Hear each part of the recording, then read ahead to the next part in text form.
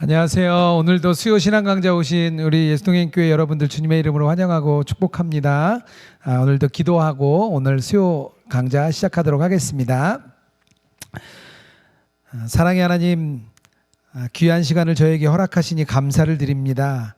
주님 말씀에 대한 사모함으로 2021년을 또한 달려가게 하신 것도 주님의 은혜인 줄 믿습니다. 우리가 성경을 창세기부터 요한계시록까지 정말 한 권도 빠짐없이 깨달아 알아서 주님의 마음을, 주님의 사랑을, 주님의 그 심정을 알아가는 저희들이 되게 하여 주시옵소서. 정말 하나님의 마음을 알아갈 때마다 우리가 더욱더 우리의 믿음이 자라나고 또 이 세상을 말씀대로 살아가는 저희들이 되게 하여 주시옵소서. 주님, 오늘 신명기의 말씀을 통하여서 하나님의 마음과 하나님의 음성을 듣습니다. 그 말씀이 우리의 마음을 변화시키고 또 우리 안에 생명을 솟게 되는 그런 역사가 있게 하여 주시옵소서. 오늘 모든 과정을 주님께 맡겨드리며 거룩하신 예수님 이름으로 기도드렸습니다. 아멘. 네, 성경 창세기부터 올해 요한계시록까지 저희들이 수요 신앙 강좌 시간에 가려고 하는데요. 이렇게 특히 성경을 이렇게 관통한다 그러죠. 이렇게 창세기부터 요한계시록까지 관통하는데 모세 오경이 굉장히 좀 중요합니다. 왜냐하면 모세 오경의 핵심을 가지고 역사서로 가고요. 또 모세 오경의 핵심을 가지고 선지서로 가고요.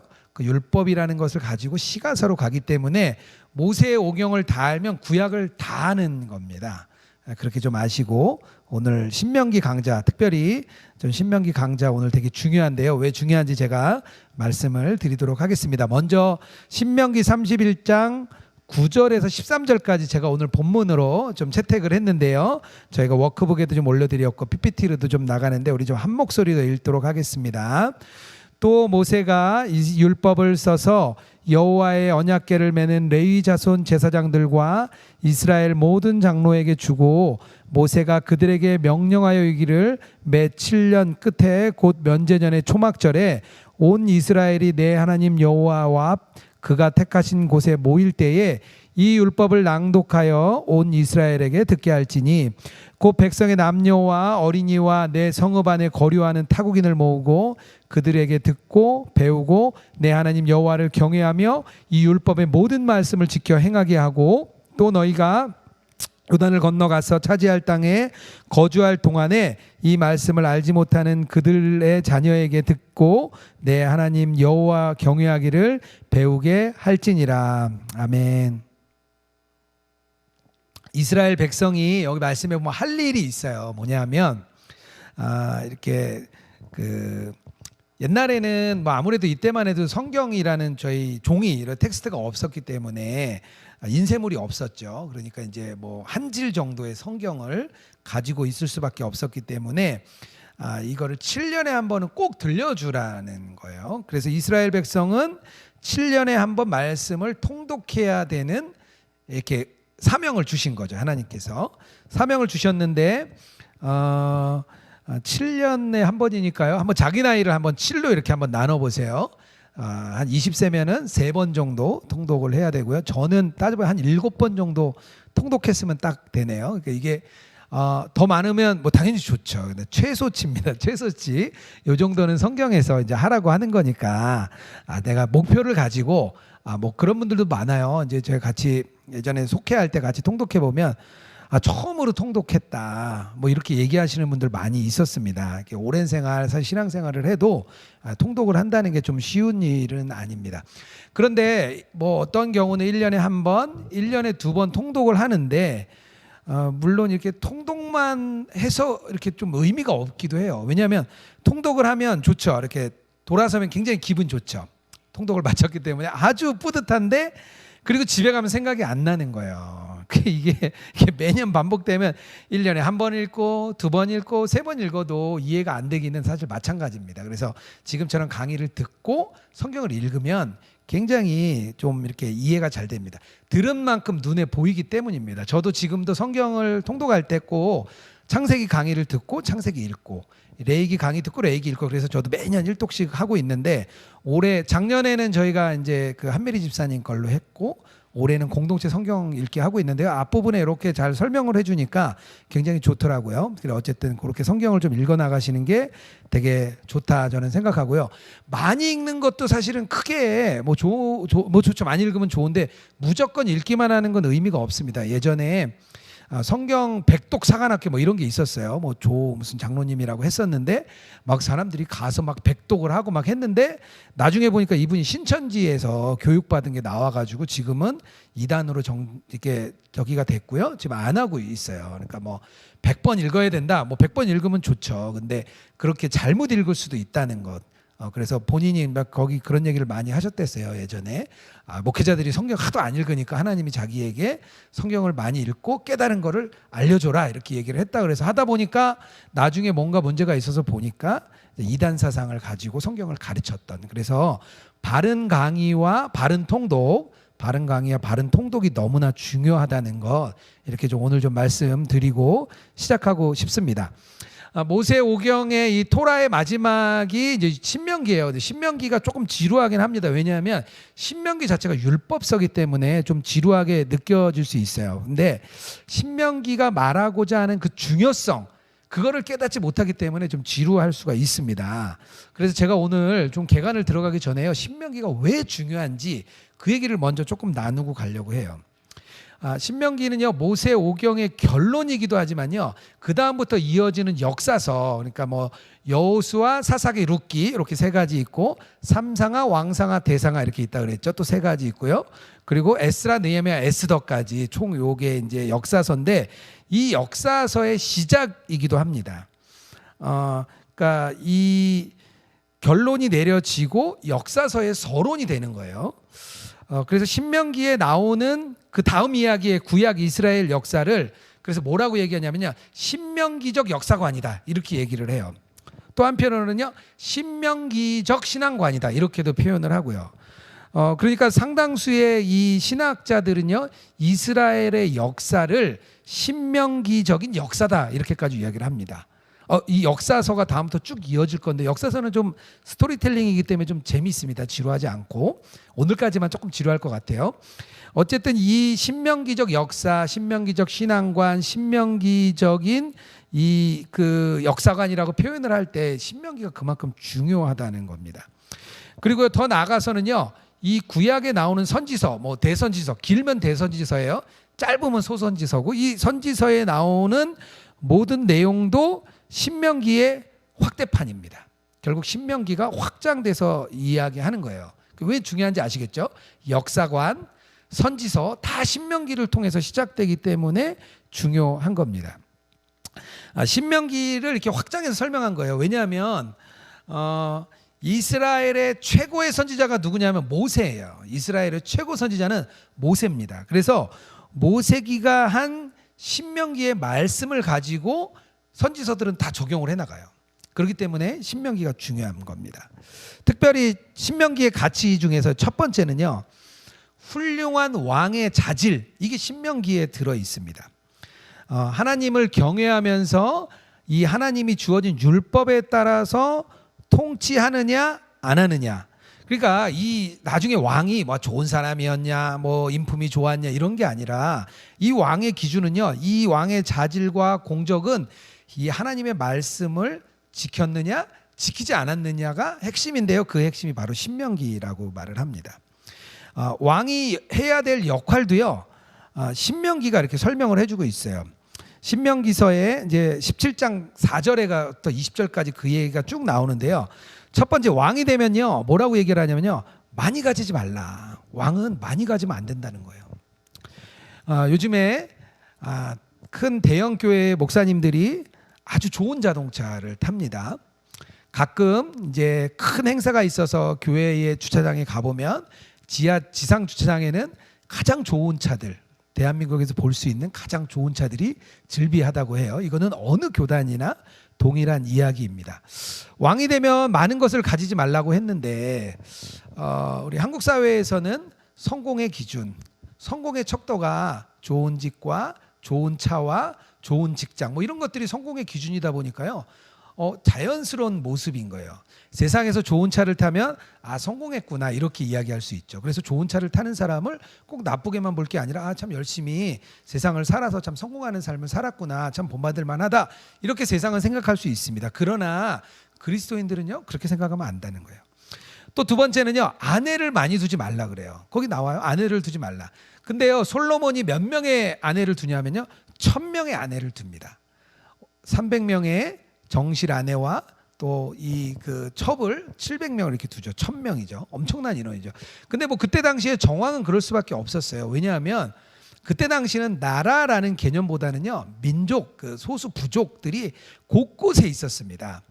그러다 보니까 이 땅을 차지하고 있어도요, 산 속에 있는, 계곡 속에 있는 부족들은 사실은 다스리기가 어려운 거예요. 그러다 보니까 강도가 출몰하고 도적질을 하고 싸움이 일어나고 언제 싸움이 일어날지 모르는 위험한 길을 가게 됩니다. 나중에 십자군 전쟁이 되면요, 십자군 전쟁에 이제 1차 전쟁에서 십자군에서 땅을 뺏은 뒤에 항구에서 예루살렘까지 가는 거리가 얼마 되지 않습니다. 뭐 대략 80km 그 정도 되는데, 이 키로수 안에 강도가 얼마나 많이 출몰했냐면요, 가는 사람이 이제 어쨌든 재물을 가지고 가니까 막 나오는 거예요. 그래서 그 강도들을 막기 위해서 그때 당시에 기사단이 생깁니다. 그들을 보호해주는 기사단. 그러니까 이때 당시도 더 심했던 거예요. 그러니까 솔로몬 왕이 여자를 막 탐하고 아내를 탐해서라기보다는 정치적인 입장에서 한 부족과 정략적인 결혼을 맺은 거예요.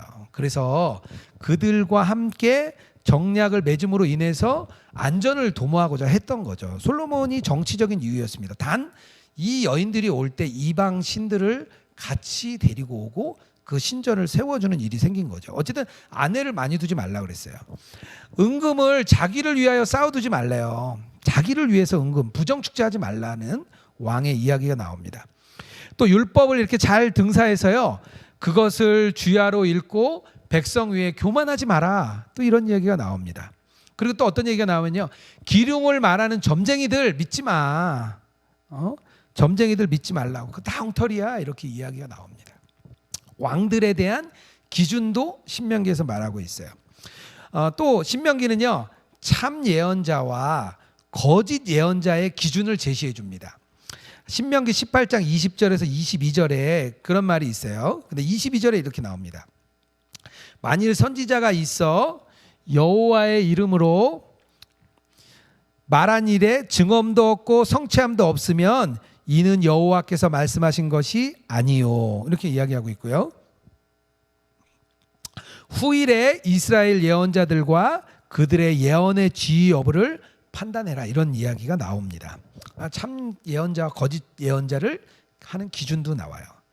또 여호수아가 이후에 가나안 정복 전쟁을 해나가 들어갑니다. 여호수아가 이제 다음 주부터 이제 전쟁을 해나가게 되는데요.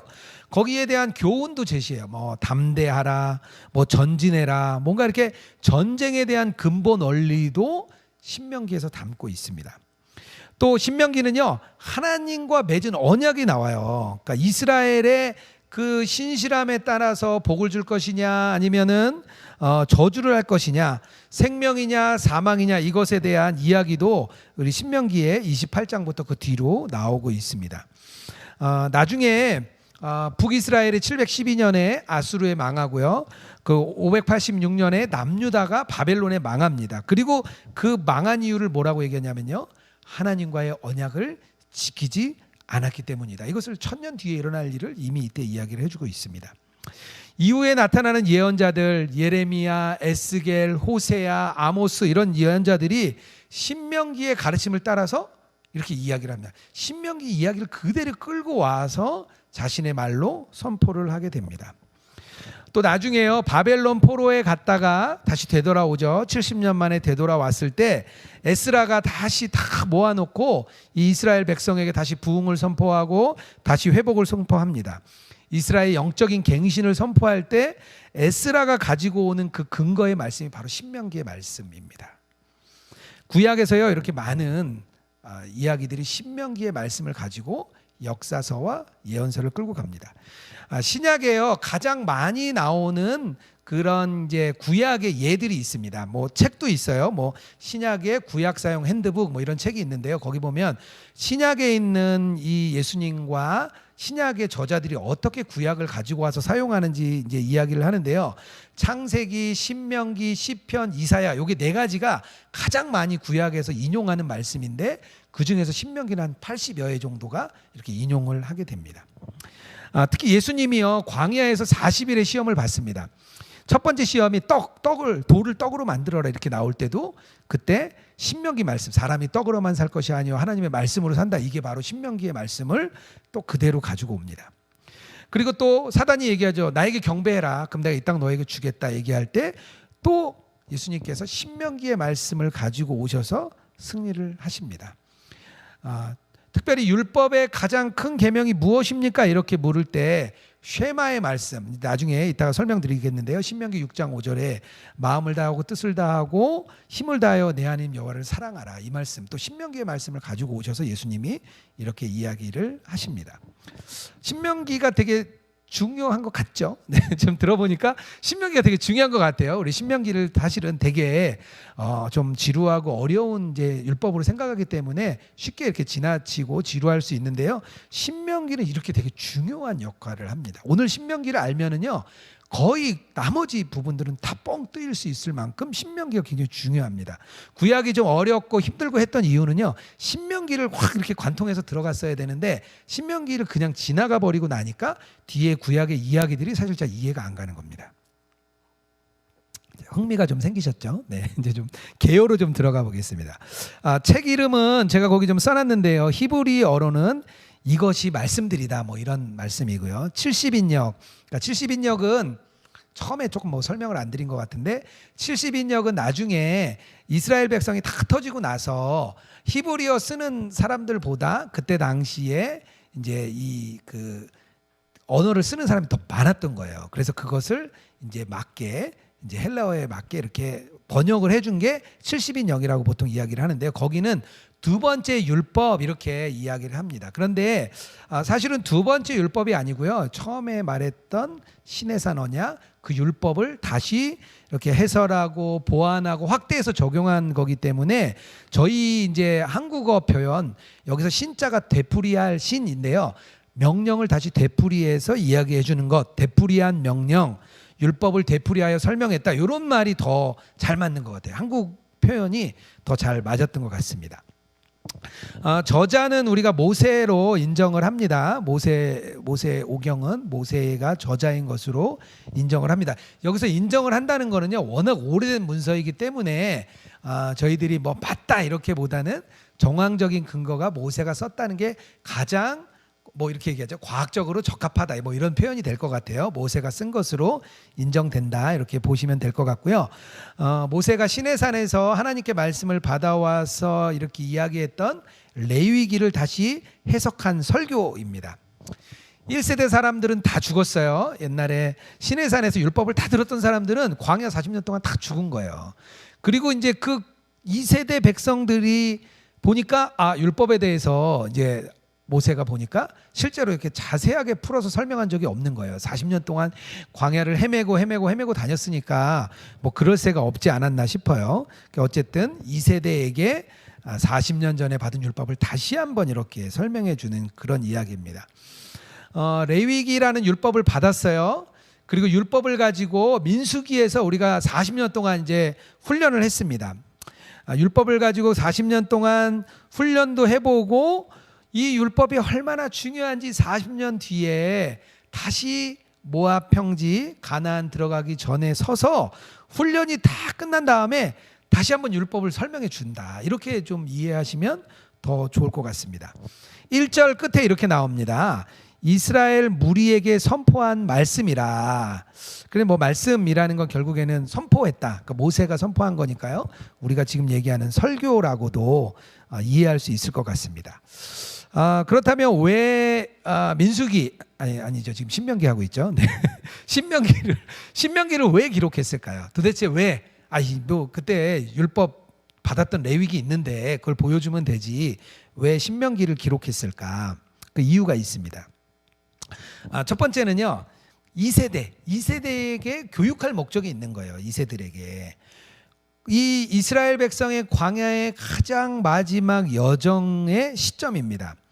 신명기 1장 3절하고 5절인데요. 제가 좀 올려놨습니다. 한번 좀 보시면 이렇게 좀 읽을게요. 제가 40째 해 11째 달 그 달 첫째 날에 40년 11째 날 그 첫째 날에 모세가 이스라엘 자손에게 여호와께서 그들을 위하여 자기의 주신 명령을 다 알렸으니 이렇게 얘기합니다.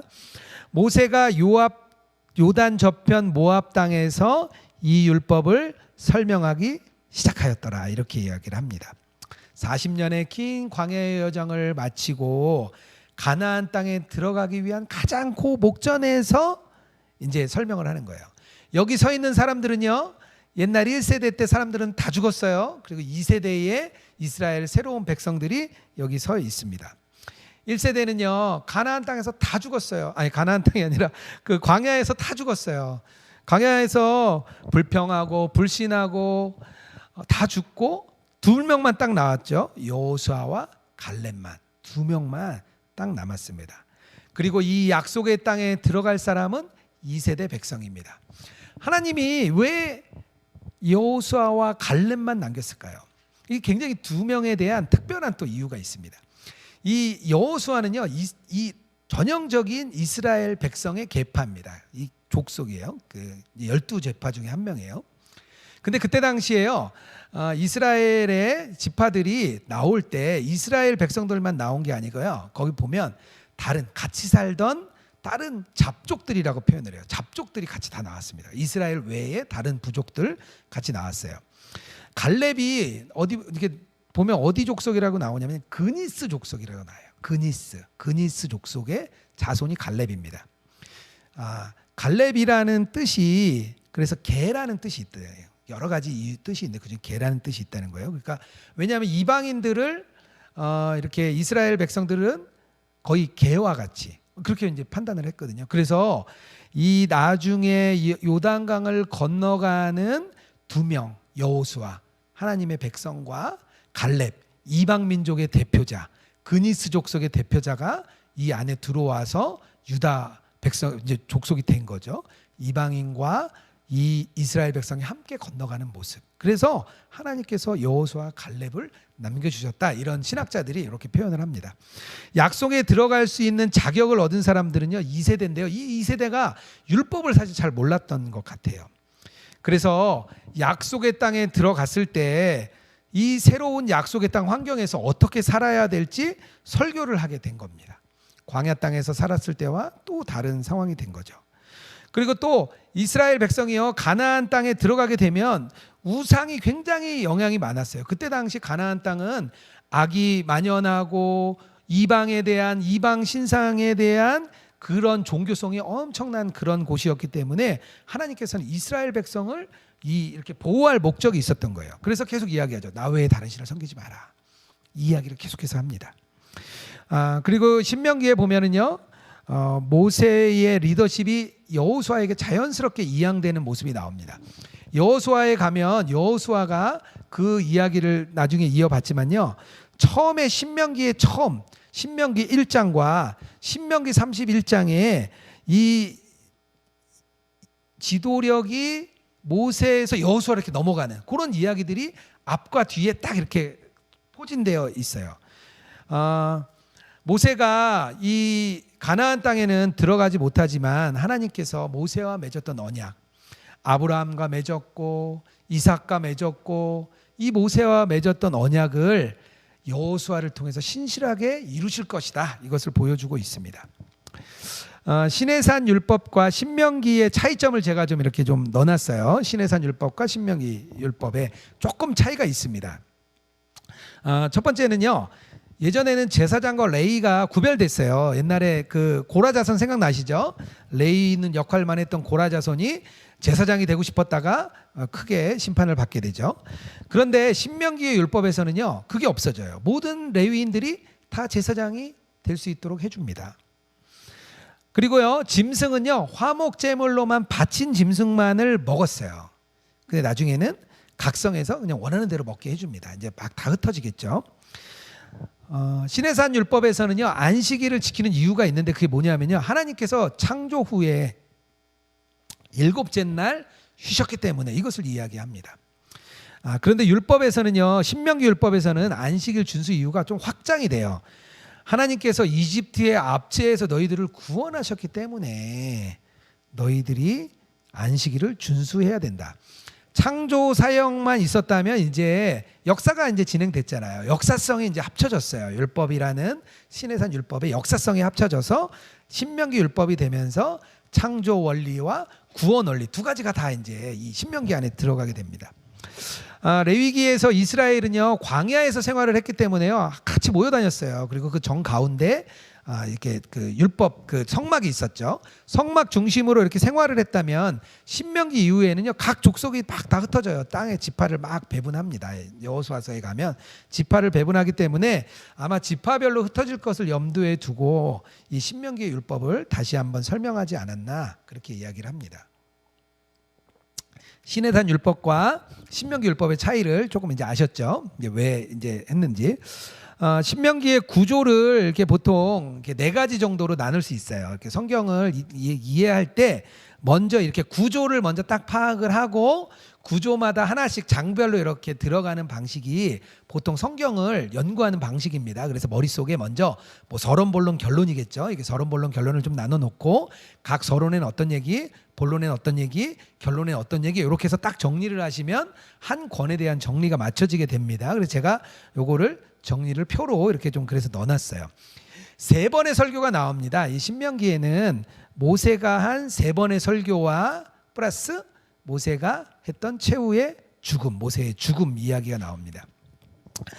첫 번째 설교에는요 1장부터 4장까지인데 모세가 출애굽과 광야 생활을 회고해요. 첫 번째 설교에서는 그 역사를 이렇게 훑는 거예요. 우리가 우리 어떻게 살았지, 우리 그때 많이 죽었지. 저희도 그런 얘기 하잖아요. 우리 이렇게 예수님교회 저희가 처음에 작년 개척하고 막 얘기하면 우리 처음 개척했을 때 어땠지, 우리 처음에 창립 예배 하려고 했다가 3번을 연기했지, 막 이런 이야기 하잖아요. 그런 이야기들 모세가 합니다. 그리고 모세의 두 번째 설교에는요 율법 중에 율법하면 십계명이죠. 십계명을 또 막 또 설명을 합니다. 그리고 십계명을 지키면 복 받고 십계명을 못 지키면 저주받는 거야. 그렇게 이야기를 하고요. 세 번째 설교에서는 앞으로의 이야기를 얘기합니다. 앞으로 이러이러한 일이 있을 거야. 앞으로 우리가 이러이러해야 돼라는 이야기를 뒤에 이야기합니다. 뭐 쉽죠? 과거를 이야기했고요. 가운데는 십계명 뭐 이렇게 설명하고 십계명 잘 지키면 축복, 안 지키면 저주. 그리고 뒤에는 앞으로 일어날 일. 요 정도 딱 신명기를 머릿속에 넣으시면 이렇게 이해가 좀 빠를 것 같아요. 아무래도 이 설교 형식이기 때문에요 이스라엘에게 이렇게 설교합니다. 신명기 1장 1절에 이렇게 말합니다. 이스라엘 무리에게 선포한 말씀이라. 그러니까 저처럼 이렇게 지금 이렇게 이야기를 하는 거죠. 그러니까 설교라는 거 아시겠죠? 5절에 보면 뭐라고 나오면요 이 율법을 설명하기 시작했다 이렇게 나옵니다. 레위기의 율법을 모세가 다시 설명하기 시작한 내용입니다. 출애굽기부터 이렇게 이렇게 계속되는 이 레위기 말씀, 민수기까지의 이렇게 율법들의 내용을 보면요, 하나님이 직접 하신 말씀이에요. 그러니까 그렇죠. 하나님이 모세를 통해서 하나님이 이렇게 말씀하셨다. 그래서 대부분의 율법은요, 하나님이 직접 말씀하신 내용입니다. 그런데 지금은요, 모세가 어떻게 하고 있냐면요, 그 이야기를 자기의 말로 바꿔서 설명을 해주는 거예요. 그러니까 3,500년 전에 모세가 지금과 같은 설교를 한 거예요. 율법책을 가지고 다시 한번 쉽게 이렇게 설교를 한 거예요. 근데 그걸 막 어렵게 했냐? 그게 아니라 아주 쉽게 이해하기 편하게. 이해하기 편한가요? 조금 어렵긴 하겠네요. 어쨌든 그래도 좀 어렵지 않게 제가 로마서 이렇게 제가 좋아하는 목사님이 있는데 로마서 강해의 책이 14권이에요. 14권. 제가 1년을 읽었어요. 로마서를 읽으려고 그 책을 1년을 읽었는데 그게 아니라 뭐 읽으려면 이거 뭐 하루에도 읽을 수 있는 양이죠. 그만큼 쉽게 이제 막 설명을 한 거죠. 왜 그랬는지는 말씀드렸죠. 이제 2세대의 백성들 이제 가나안 땅에서 이제 들어가서 다시 살아야 돼요. 이제 우리의 자녀들이 이제 고등학교를 졸업하고 대학을 가게 되면 부모님은 걱정이 많죠. 우리 왔는데 부모는 걱정이 많아요. 왜냐하면 사회에 나가면 이 자유가 펼쳐지면서 굉장히 걱정이 많습니다. 예전에 젊은이 교회에서 저에게 이제 요청을 좀 했어요. 강의를 좀 와달라고 요청을 했는데 뭐냐면 대학에 들어가는 친구들이 한 40명이 이제 고등부에서 올라왔대요. 근데 그 담당 전사님이 앞으로 아이들이 세상에 나가서 살 일이 너무 험한데 이렇게 뭐 술도 좀 먹어보고 담배도 좀 피워보고 그런 경험치가 있는 목회자를 불러서 이렇게 설명을 좀 해주고 싶은데 찾다 보니까 저밖에 없다는 거예요. 그래가지고 제가 가려고 했는데 제가 시간이 너무 없었어요. 그래서 내가 좀 못 가겠다 그렇게 얘기를 했더니 이제 일주일 전이었는데 그 전사님이 저한테 그러는 거예요. 자기가 오늘 집에 가서 좀 담배도 좀 피고 술도 좀 먹고 자기가 일주일 동안 좀 경험해보고 자기가 얘기를 해야 되겠다 이런 얘기를 하더라고요. 그래서 제가 가겠다. 그래서 제가 갔던 기억이 납니다. 이제 자유가 주어지면서 결국 방종이 같이 올 수 있죠. 그래서 신실했던 아이들이 세상에 그냥 흩어져서 세상이 주는 그 즐거움에 빠지는 일이 있는 거죠. 모세의 마음이 그러지 않았을까? 모세의 고별 설교는요, 그랬을 것 같아요. 모세가 죽기 전에 이렇게 그 이야기를 합니다. 모세는 느보산에 올라가서 죽게 되는데요. 참 안타까워요. 비스가 산이라고도 이야기를 하는데요. 하나님이 모세를 산에 올라가게 합니다. 근데 거기 보면 모세가 눈도 흐리지 않고 120살이 되었는데 아직도 너무 정정하다 이렇게 이야기를 해요. 그런데 모세에게 하나님이 딱 땅을 보여주세요. 느보산에 올라가서 야 봐라 여기부터 저기까지가 가나안 땅이야. 너 눈으로 처음부터 끝까지 봐. 요것만 딱 보여주시고 모세를 데려가십니다. 그리고 모세의 무덤도 모르게 모세가 어디 묻혔는지 모른다 이렇게 이야기를 하죠. 아마 모세가 이렇게 워낙 위대한 선지자였기 때문에 모세가 이렇게 좀 숭배의 대상이 되지 않을까? 뭐 그런 좀 하나님의 걱정이 있으셨을 것 같아요. 그래서 모세를 안타까운 마음으로 이렇게 데려갑니다. 저희들이 그 요즘에 그 저기 공동체 성경 읽기 이렇게 듣다 보면 저희가 이제 막 듣잖아요. 근데 모세의 목소리가 참 젊더라고요. 제가 되게 안타까웠어요. 120세의 모세가 목소리가 너무 젊어요. 근데 여호수아에 가면 85세의 갈렙은 너무 늙은 목소리로 이렇게 나와서 85세보다 120세가 더 젊었는데 아마 갈렙의 그 때보다 더 모세가 젊지 않았을까. 그래서 좀 모세 요거 보면서 제가 좀 모세가 좀 안타까운 마음이 제가 좀 들었습니다. 특별히 신명기는요. 이제 나중에 후대에 발견된 거예요. 1950년대에부터 이제 발견된 건데 뭐냐면요.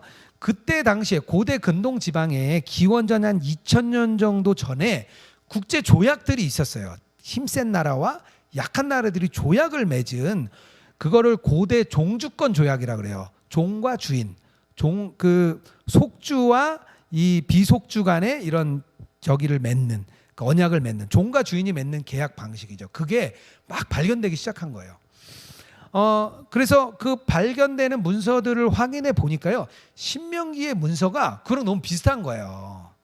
그러니까 결국에는 이 모세가 이 글을 쓸 때 하나님이라는 우리의 그 주인, 하나님과 종주와 우리가 속주로서 하나님을 섬기는 백성으로서의 계약 관계로서 이것을 맺은 언약 문서의 개념을 갖고 쓰지 않았나.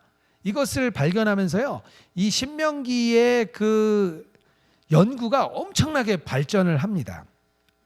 제가 이야기는 많이 넣지 않았어요. 너무 복잡할 것 같아서 그냥 그 정도. 그때 당시에 그러니까 하나님이 정말 이해하기 쉽게 설명을 해준 거죠. 종과 이 속주 나라가 계약을 맺듯이 하나님과 우리 백성들이 계약을 맺은 거예요. 그것을 모델로 계약 사항을 잘 설명을 해준 겁니다. 근데 그 신명기의 내용을 가장 이렇게 살펴보니까요. 중요한 게 있는데 뭐냐면요. 이게 언약을 갱신하는 거예요. 언약을 갱신. 그러니까 시내산에 언약을 맺었어요. 우리가 뭐 그렇게 이해하면 될 것 같아요. 부동산 계약을 맺었어요. 부모 세대와 맺었는데 부모님 돌아가신 거예요. 그러면 어떻게 해요? 다시 맺어야죠. 돌아가시고 자녀와 다시 계약을 맺어야 되는 거죠. 하나님께서 이것을 자녀 세대와 다시 언약을 갱신하고 싶으셨던 거죠. 그래서 그것을 저희가 모압 평지에서 얻었다 그래서 모압 언약이라고도 이야기를 합니다. 이 모세의 세 번째 설교, 이 세 번째 설교가 모압 언약이에요. 다시 갱신을 하는 그런 이야기입니다. 그리고 그때 당시에 보니까요, 종주국과 속주국이 이렇게 조약 문서를 맺으면요 어디다 갖다 놨냐면요 자기네들이 섬기는 신전에 그 앞에 갖다 놨다 그래요. 보니까 그런 게 발굴이 막 되는 거예요.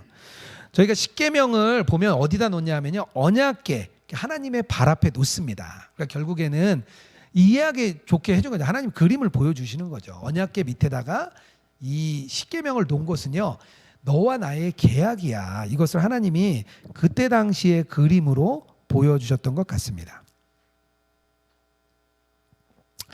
그런 취지에서 이 신명기를 다시 이렇게 분석을 해보니까요 이게 약간 샌드위치 구조인 거예요. 이렇게 제가 그림을 그려놨는데요 A, B 그리고 다시 B, A 이렇게 이어지는 거예요. A는요 과거를 돌아보는 거예요. 아까 말씀드렸죠. 과거를 돌아봐요. 그리고 나서 모세가 연설을 합니다. 모세가 쭉 연설을 하고요. 그리고 언약을 체결하는 내용이 쫙 나옵니다. 가운데 핵심이죠. 언약 체결 내용이 쫙 나오고요. 다시 모세가 말을 해요. 이 언약에 대한 이 언약을 다시 어떻게 체결하는 거야? 모세가 또 이야기를 합니다. 앞에 연설했죠. 언약이 나와 또 연설을 해요. 그리고 나서 앞을 내다봅니다. 약간 이렇게 좀 요것도 하나의 이해하는 방식이겠죠. 저는 요거를 구조로 계속해서 이제 좀 풀어 나가도록 해보겠습니다. 뒤를 돌아보는 모세의 설교, 역사적인 설교가 나오는데요. 그랬던 것 같아요. 우리가 과거를 잘 잊어버리잖아요. 우리가 참 뭐든지 쉽게 잊어버리는 경향이 있습니다. 나쁜 기억들은 빨리 잊어버리면 좋죠. 우리가 어릴 때 상처 때문에 우리들이 힘들어하는 경우가 많은데요. 그 상처들 뭐 빨리 잊어버리면 좋아요. 그런데 우리가 잊어버려서는 안 되는 게 있습니다. 뭐냐면 하나님의 은혜죠. 하나님의 은혜. 하나님의 은혜는 잊어버리면 안 되는데요. 우리가 은혜를 받고 다 잊어버리고 방탕한 삶을 가면 하나님이 기뻐하시는 삶을 살 수가 없는 거죠. 그래서 신명기 앞부분에요. 다시 과거를 돌아보는 거예요. 과거를 돌아보면서 이 세대 진입을 앞두고 있는 이 세대 백성에게 야 우리가 얼마나 큰 은혜를 받았는지 모른다.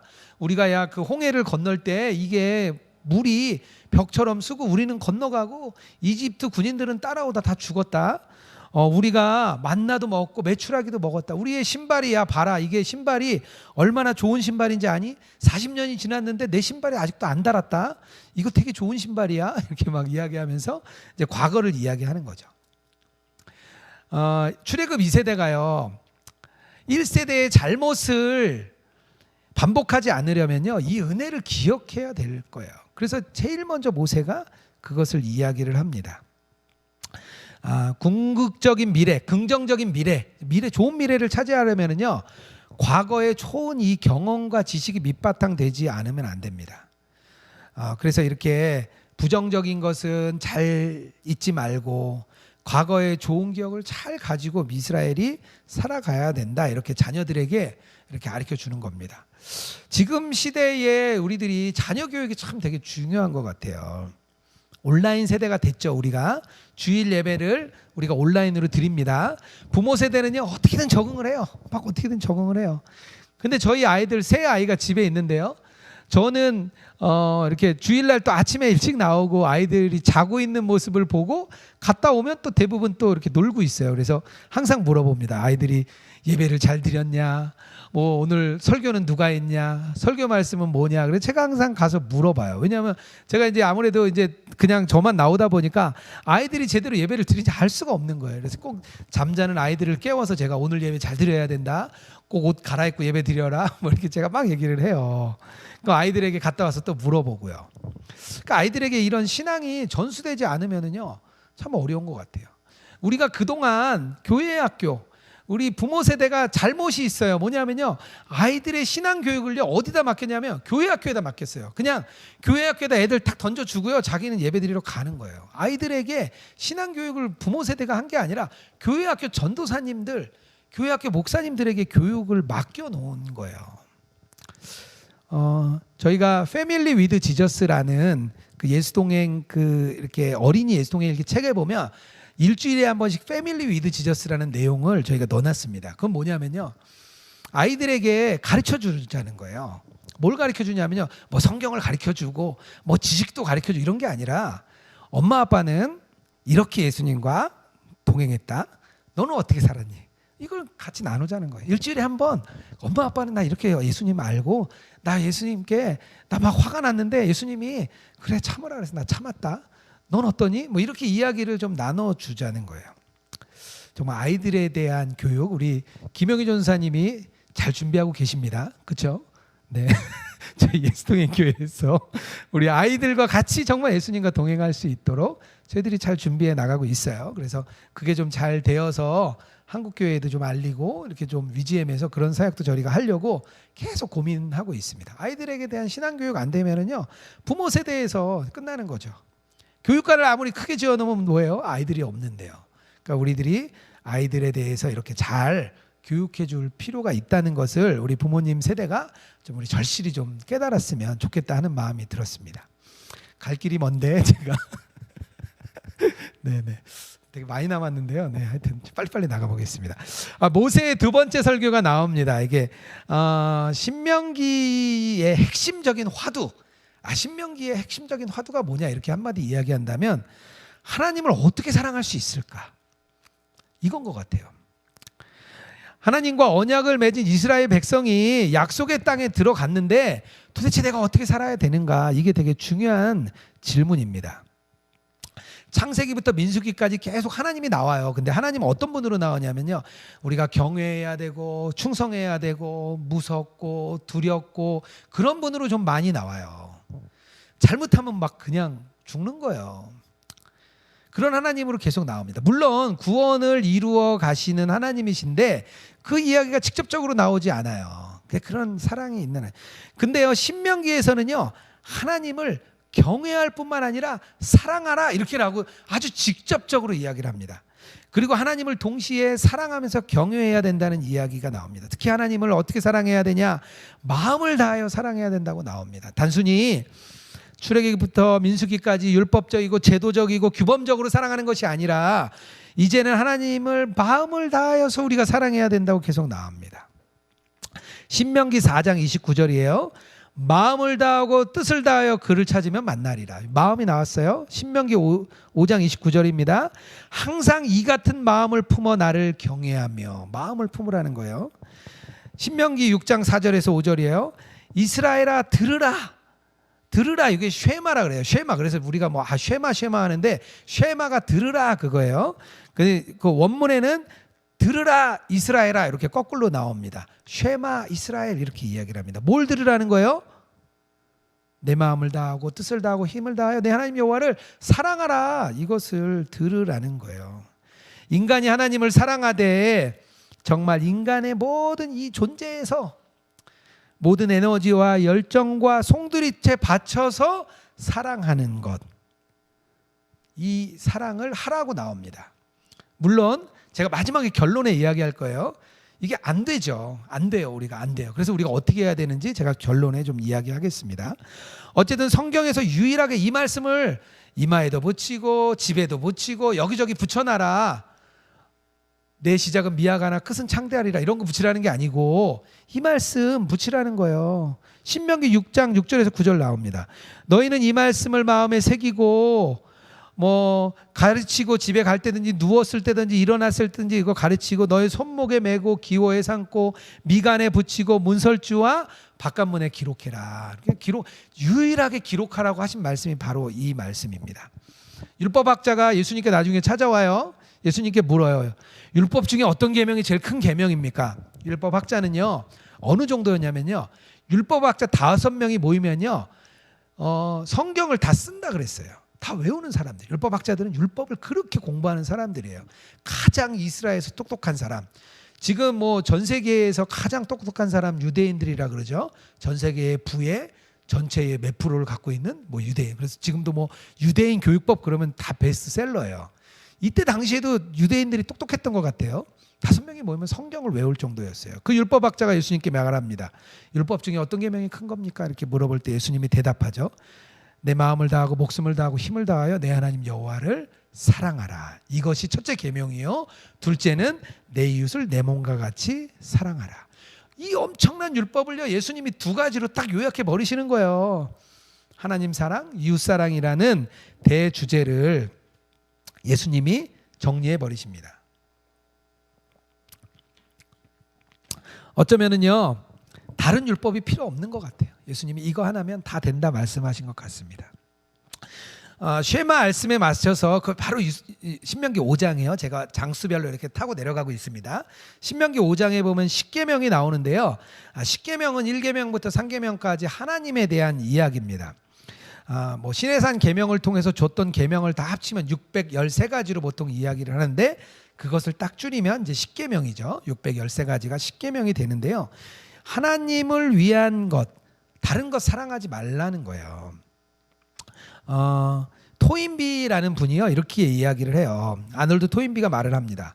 세상의 문화, 인류학자인데요. 세상의 문화를 돌아보니까 어디를 가든지 나라도 없고 헌법도 없고 종교도 없고 뭐 아무것도 없는데요. 가보니까 신은 있다는 거예요. 신은 어디를 가더라도요 인간은 정말 병적일 정도로 종교적이다 이렇게 이야기를 아놀드 토인비는 말합니다. 본능적으로 신에 대한 섬김이 있다는 거예요. 그래서 우상 섬기지 말라 이렇게 얘기를 합니다.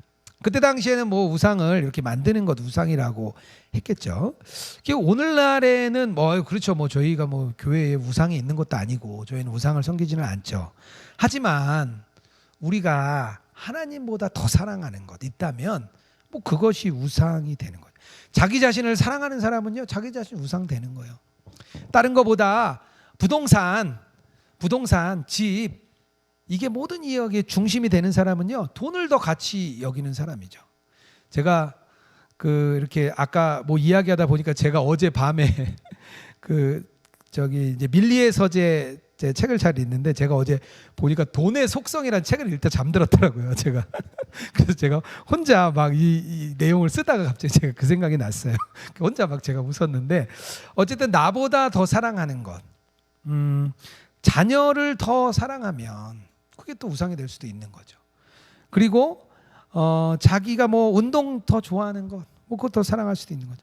경제를 더 사랑하는 것, 하나님의 말씀보다 정치 좌파냐 우파냐 위냐 아래냐 정치가 더 중요하다 이야기하면요 그건 정치를 사랑하는 거예요. 문화를 더 사랑하는 사람들 그것도 우상이 되는 거죠. 지지난주죠. 2주 전에 설교 제목이 뭐였는지 아시죠? 2주 전에 우리 김승희 목사님이 해줬던 설교가 무엇인지 아시죠? 우상 깨기 프로젝트였습니다. 우리가 가지고 있는 마음의 우상들 이 말씀 읽어 나가면서 그냥 십계명 말씀이지가 아니라 내가 갖고 있는 우상이 무엇인지 내가 오늘 정확하게 찝어봐야 되는 거예요. 우상에 대한 이야기, 십계명의 핵심이라는 것 신명기 5장에 나옵니다. 신명기 8장에 가면요 이런 이야기가 나와요. 왜 광야를 걷게 하셨냐 이거죠. 하나님이 이스라엘이 나오자마자 바로 가나안 땅에 가면 되는데 왜 광야를 걷게 하셨는지의 이야기가 8장에 나옵니다. 궁금하시죠? 8장을 오늘 좀 읽어보시면 좋겠습니다. 제가 넘어갈게요. 시간이 없어서. 하여튼 무엇을 먹을까 무엇을 마실까 염려하지 말라는 거예요. 예수님이 그렇게 말씀하시죠. 공중에 나는 새를 보라. 창고가 있냐 뭐 농사를 짓냐 너희들은 들의 백합보다 더 귀해. 하나님이 이렇게 이야기하십니다.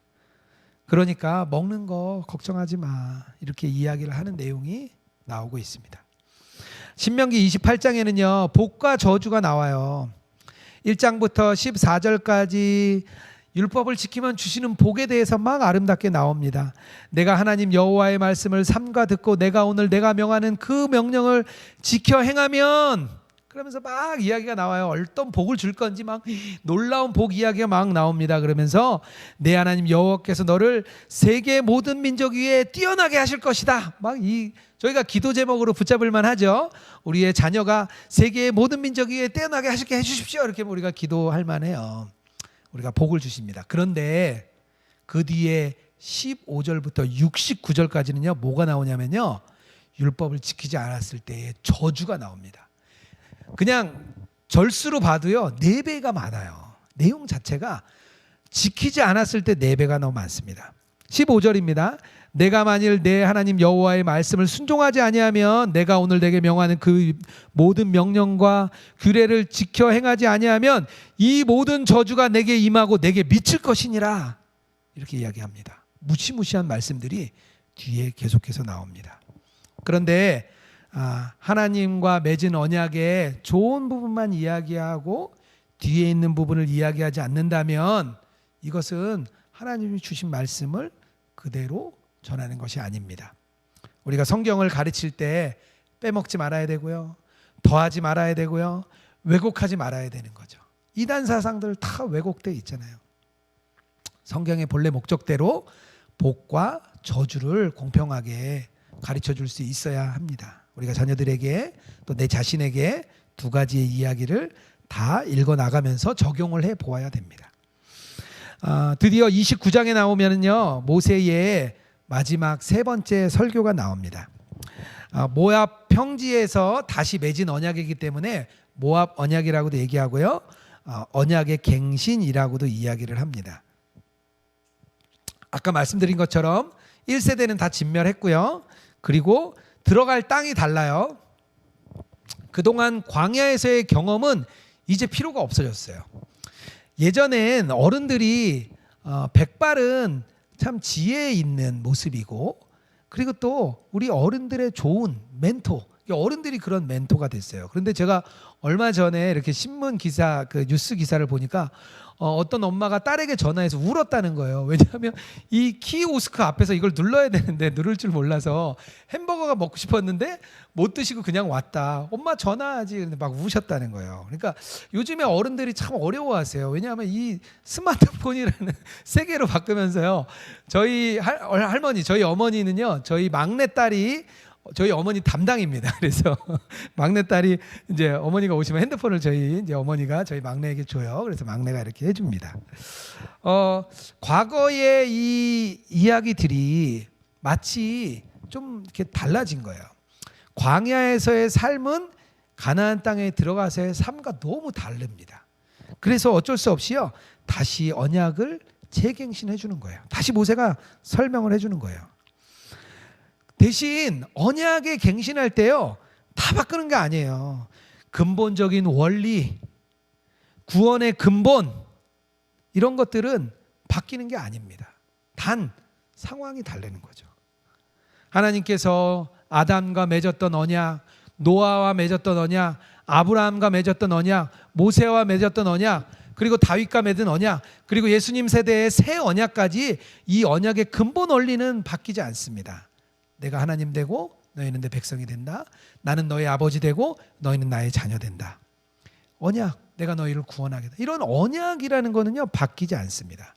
단 언약을 어떻게 지킬 것인가, 상황과 여건에 따라서 갱신을 해주는 거죠. 아까처럼 율법 처음에 표에서 설명해 드렸죠.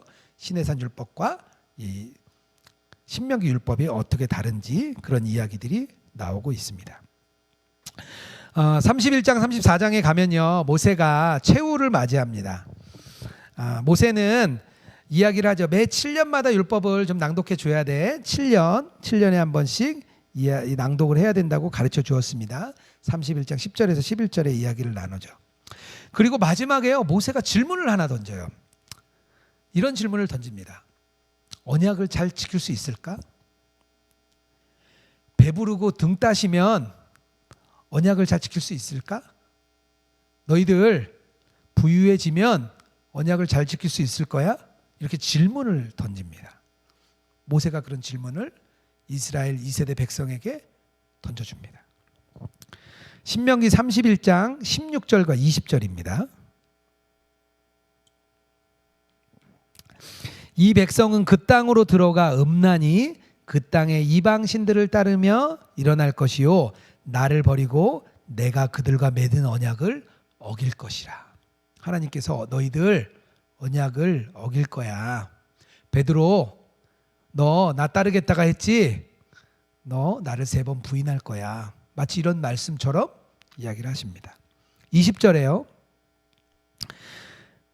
젖과 꿀이 흐르는 땅으로 그들을 인도하여 드린 후에 그들이 먹어 배부르고 살찌면 돌이켜 다른 신들을 섬기며 나를 멸시하여 내 언약을 어기리니. 하나님이 모세를 통해서 말씀하십니다. 앞으로 가나안에 들어가면 너희들 1세대 백성처럼 살면 안 되고 2세대 백성 너희들은 다르게 살아야 돼 이야기를 했는데요, 그들은 하나님께 순종하지 않고 다른 신들을 섬기다가 쫓겨날 거야. 이렇게 이야기를 합니다.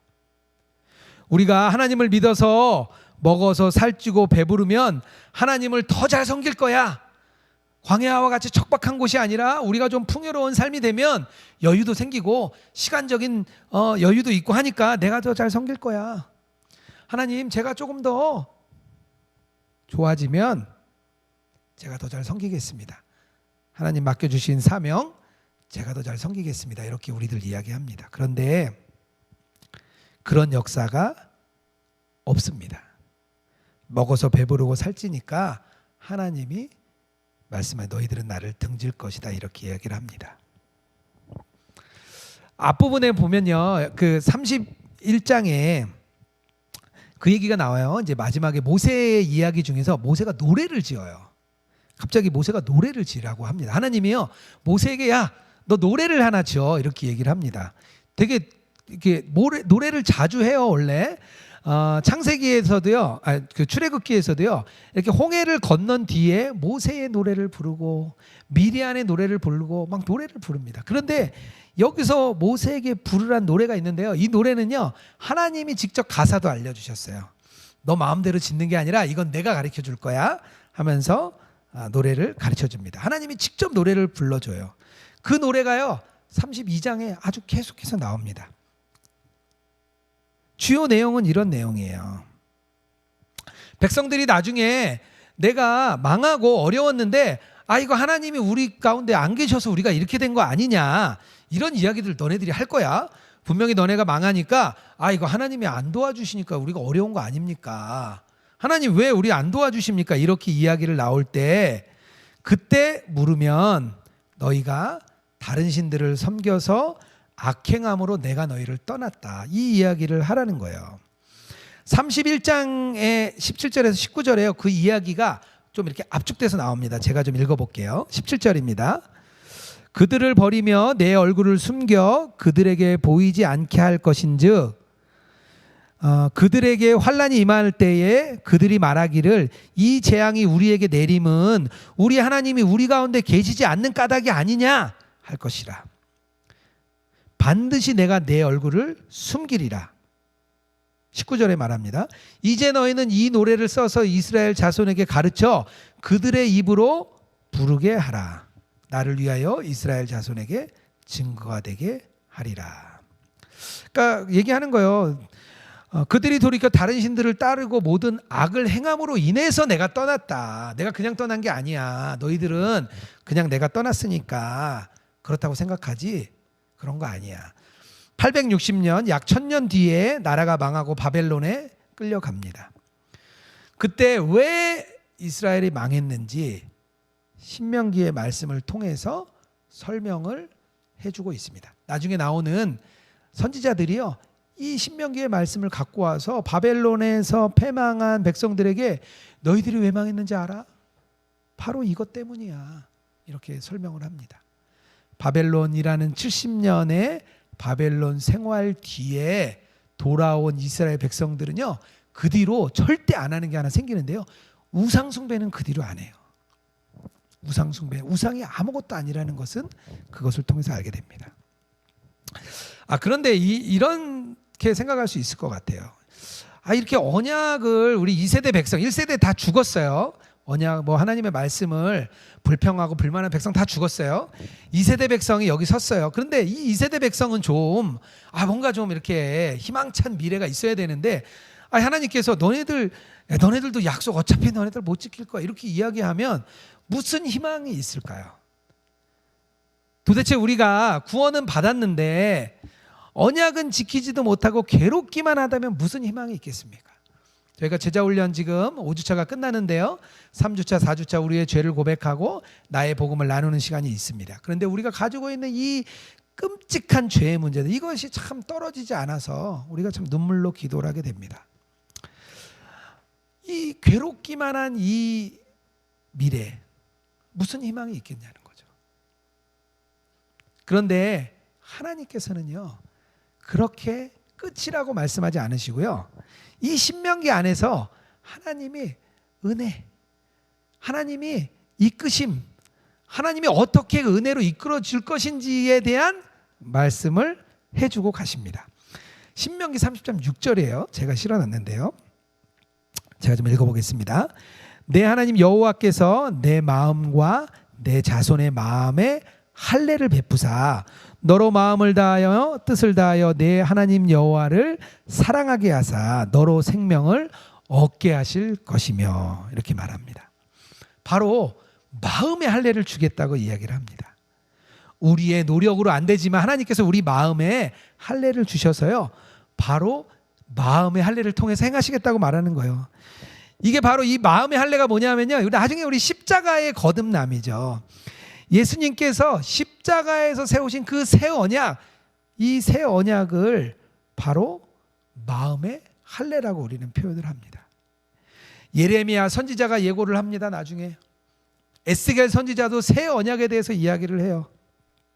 그 선지자들이 바로 이 신명기에 바로 이 말씀을 가지고 와서 선지자들에 의해서 확장되고 그 마음의 할례, 이것을 행하십니다. 그리고 나중에 신약에 가서 예수님께서 이것을 이루시는 겁니다. 마태복음 26장 28절이에요. 이것은 죄사함을 얻게 하려고 많은 사람을 위하여 흘린 바 나의 피 곧 언약의 피니라, 이렇게 말을 합니다. 예수님께서 피를 흘리시죠. 피. 얘기했죠. 레위기의 세계관, 레위기의 사고에서 피는 생명이라고 이야기를 했습니다. 예수님이 피를 흘림으로 인해서 옛 언약을 못 지킨 이스라엘 백성을 대신해서 예수님이 피를 흘리신 거죠. 우리가 죽어야 될 것을 대신해서 예수님께서 대신 죽으신 것입니다. 이 피가 바로 새 언약 체결의 조건이 된 거죠. 영원한 조건이 된 겁니다. 예수님께서 새 언약을 체결하심으로 인해서 우리 안에 마음의 할례를 주심으로 인해서 우리의 죄가 용서되고 우리가 우리 힘으로 율법을 지키다가 안 돼요 라고 이야기하는 것이 아니라 영원한 그 율법을 지킬 수 있고 하나님을 사랑할 수 있는 마음을 우리에게 주셔서 하나님이 우리를 끌어가시는 겁니다. 예수님과의 동행이 그거죠. 우리를 끌고 가시는 예수님이시죠. 신명기의 내용이 이런 그 내용입니다. 시내산에서 맺었던 그 언약을 갱신하면서 단순히 갱신하는 정도가 아니라 마음의 할례, 새 언약을 통해서 너희가 하나님을 사랑할 수 있도록 내가 너희를 이끌어 줄 거야, 이렇게까지 맺어주시는 언약이 바로 신명기의 이야기입니다. 신명기를 읽으면서요, 우리 안에 그 마음의 할례를 우리들이 참 받았구나, 이런 거를 우리가 좀 깨달으면 좋겠다 싶습니다. 신명기의 말씀이 좀 이렇게 되게 좀 중요한 것 같죠? 네, 이렇게 들어보니까. 네, 오늘로 좀 모세오경을 좀 마쳤는데요. 제가 모세오경을 이렇게 좀 이렇게 자세하게 좀 이렇게 했어요. 왜냐하면 이 모세오경을 통해서 우리가 어떻게 이 레위기라는 율법을 통해서 이 모세의 상관관계, 율법을 맺으시고 그 레위기를 맺으신 그 하나님 어떤 분이냐, 우리 창세기를 통해 알았어요. 또 율법을 어떤 과정을 통해 맺었냐, 출애굽을 통해서 알았어요. 그 율법을 가지고 훈련해 보면서 그 민수기의 1세대 백성과 2세대 백성의 내용을 알았어요. 그리고 신명기의 그 말씀을 통해서 다시 한번 율법을 설명하고 이 훈련을 마친 자들에게 너희들이 이렇게 살아야 될 거야 이야기할 뿐만 아니라 새 언약과 마음의 할례까지 이야기해 주면서 이 모세오경이 끝이 납니다. 그리고 이 율법을 계속해서 지키는지 안 지키는지 보는 게 역사서예요. 이 율법을 지키지 못할 때 누가 나타나냐? 선지자가 나타납니다. 선지자들이 나타나서 외치죠. 그리고 이 율법을 잘 지켰을 때의 그 기쁨, 욥기, 시편, 잠언, 전도서 이런 거 다 그런 거죠. 우리의 기쁨을 이야기하고 또 즐거움을 이야기하고 우리가 율법을 지키지 못함으로 인해서 얻게 되는 고통과 괴로움도 이야기하고 그런 이야기들을 시가서를 통해 뜹니다. 그래서 모세오경을 하고 나면요, 나머지 역사서들은요 그냥 쭉 읽어나가면 될 정도로 좀 쉽습니다. 또 쉽다 그랬는데 나중에 해보니까 또 어렵더라 이렇게 얘기할 것 같긴 한데요. 근데 여러 번 들으면 쉬워요, 여러분들은. 네. 어쨌든 이렇게 모세오경을 좀 이렇게 잘 마치면서 좀 이렇게 잘 구약 성경을 잘 관통해 나가시면 좋겠다 싶습니다. 제가 기도하고 마치겠습니다. 사랑의 하나님 감사합니다. 오늘 신명기의 말씀을 통하여서 하나님께서 우리를 향한 마음을 깨달았습니다. 우리가 하나님을 경외하고 우리가 하나님을 사랑해야 한다는 것. 그리고 그 사랑을 그저 우리의 노력과 열심으로 하는 것이 아니라 우리 마음에 오셔서 우리가 하나님을 사랑하고 하나님을 따라갈 수 있는 마음도 주신다는 것 알았습니다. 우리가 정말 신명기의 말씀을 통해서 하나님을 더 깊이 깨달아 알게 하여 주시옵소서. 우리가 살아가야 될 이 땅 가운데서 주의 그 말씀을 우리 마음에 깨달아 세상을 살아가는데 우리가 힘을 얻고 생명을 얻고 우리가 또 그 주님이 주신 놀라운 능력으로 주님과 동행하며 살아가는 그런 삶이 되게 하여 주시옵소서. 오늘 모든 주신 주님의 말씀을 감사드리며 거룩하신 예수님 이름으로 기도드렸습니다. 아멘.